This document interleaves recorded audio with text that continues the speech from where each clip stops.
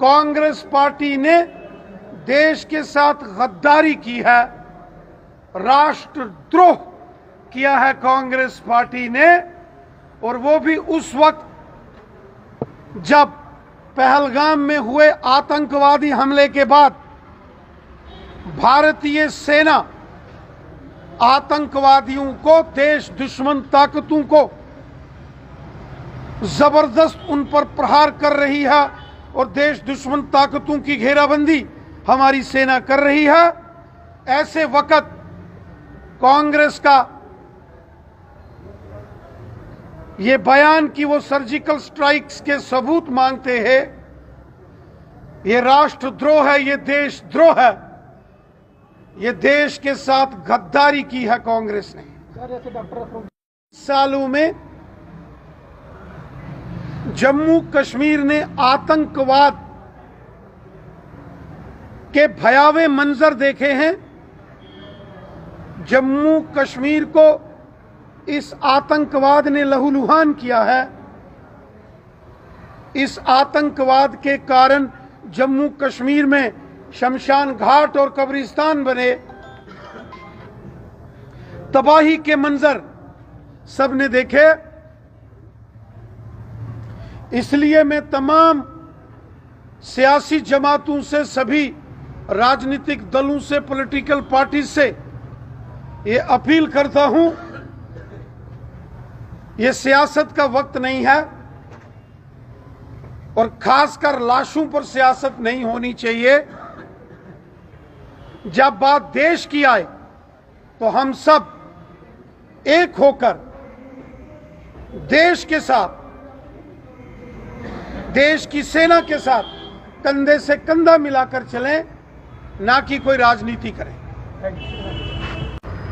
नौशहरा के बॉर्डर के जो लोग हैं उन्होंने हमेशा से ही देशभक्ति के जज्बे से काम किया है और आज भी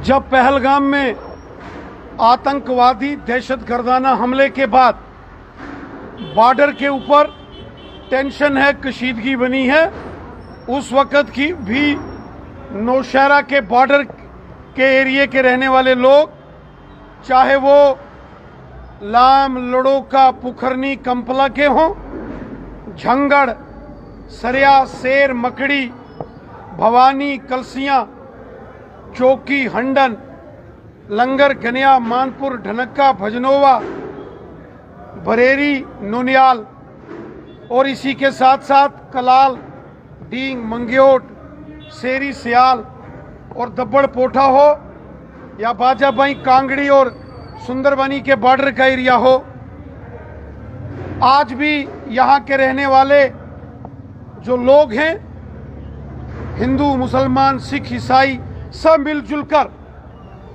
सेना के साथ कंधे से कंधा मिलाकर काम कर रहे हैं। आज नौशहरा के अंदर सिविल सोसाइटी की एक बड़ी मीटिंग में ये संकल्प लिया गया है कि हम सबको मिलजुल कर, एक होकर,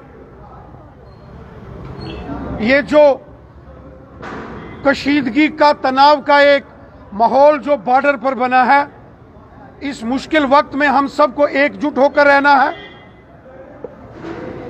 इस वक्त जब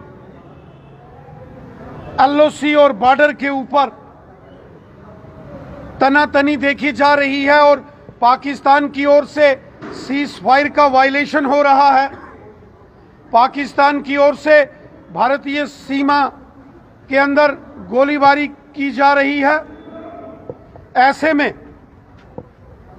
हम सब जो शहरी हैं, जो यहाँ बॉर्डर के एरिया के रहने वाले लोग हैं,